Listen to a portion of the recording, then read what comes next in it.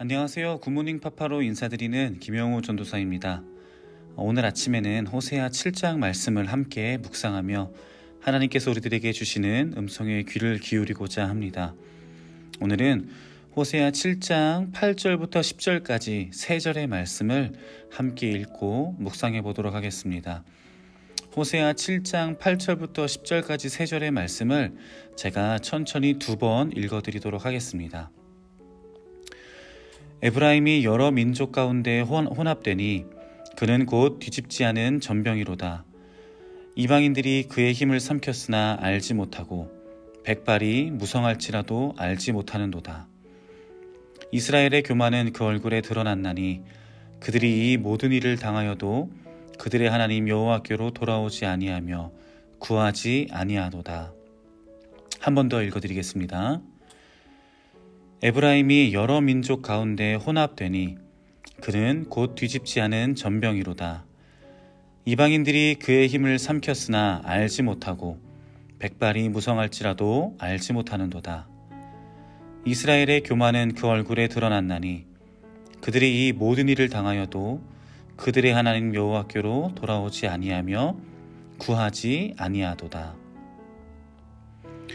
오늘 본문에서 드러나는 이스라엘의 가장 큰 문제는 자신들의 상태를 모른다는 것입니다. 이방 민족과 혼합되어 하나님의 백성이라는 정체성을 잃어버리고 하나님을 멀리하고 살아가고 있음에도 그것이 문제인 줄을 모른다는 것이 가장 큰 문제입니다. 조금 다르게 표현하자면 지금 이 모습도 괜찮다 하고 스스로 생각하고 있는 것입니다. 이처럼 문제를 모르고 자신들의 모습을 알지 못한 채 괜찮은 줄 알고 살아가는 모습을 보고 오늘 본문 10절은 이스라엘의 교만은 그 얼굴에 드러났나니 라고 말하고 있습니다. 하나님이 보시기에는 분명 문제가 있고 하나님의 인도하심이 필요한 이스라엘인데 정작 자신들은 스스로의 문제를 발견하지 못하고 알지도 못하고 교만한 채 살아가고 있는 것입니다. 이 교만은 어떤 결과를 야기합니까? 10절의 후반부와 같이 하나님께로 돌아가지 않고 하나님을 구하지 않는 삶으로 이어집니다.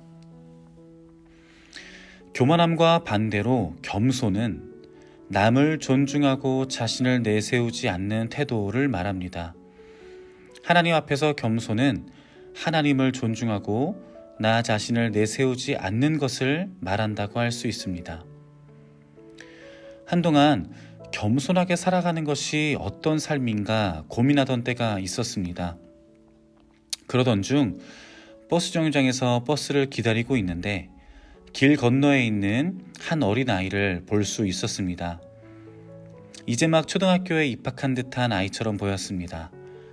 건너편에 있는 아이는 신호등이 초록불로 바뀌자 좌우를 천천히 잘 살피고 손을 번쩍 들고 길을 건너기 시작했습니다.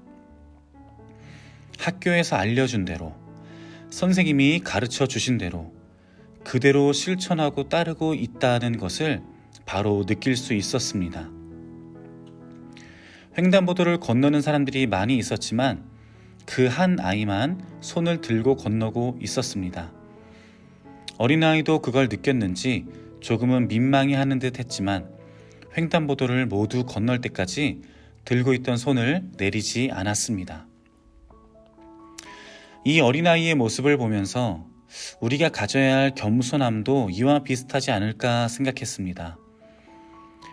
우리도 하나님께서 우리에게 어떤 말씀을 주시는지, 무엇을 원하시는지 알지만 우리의 경험에 근거한 판단으로 하나님의 말씀을 흘려버리고 있지는 않았는지 돌아보길 원합니다. 우리를 향해 말씀하신 하나님께 하나님, 제가 살아보니까 꼭 그렇게 안 해도 다 잘 사라집니다 라고 우리 자신을 내세우고 있지는 않았는지 돌아보기 원합니다. 어쩌면 하나님 앞에서 우리는 성공보다 실수가 자연스러운 존재인지도 모르겠습니다. 그렇기 때문에 하나님께서 우리에게 원하시는 것 또한 스스로 이뤄내는 성공의 삶보다 실수하더라도 하나님과 함께하는 삶이 아닐까 생각합니다. 하나님은 우리에게 하나님, 이렇게 살아야 세상에서 성공할 수 있어요. 가만히 지켜보세요. 라는 이야기보다 하나님, 여전히 반복되는 저의 연약함과 실수 가운데 하나님의 동행하심이 있길 간절히 소망합니다. 라는 기도를 원하시리라 생각합니다. 오늘 하루도 우리의 무지함과 연약함을 인정하는 겸손한 태도로 하나님을 인정하고 존중하는 삶을 살아가는 저와 여러분 되길 진심으로 축복하고 응원합니다.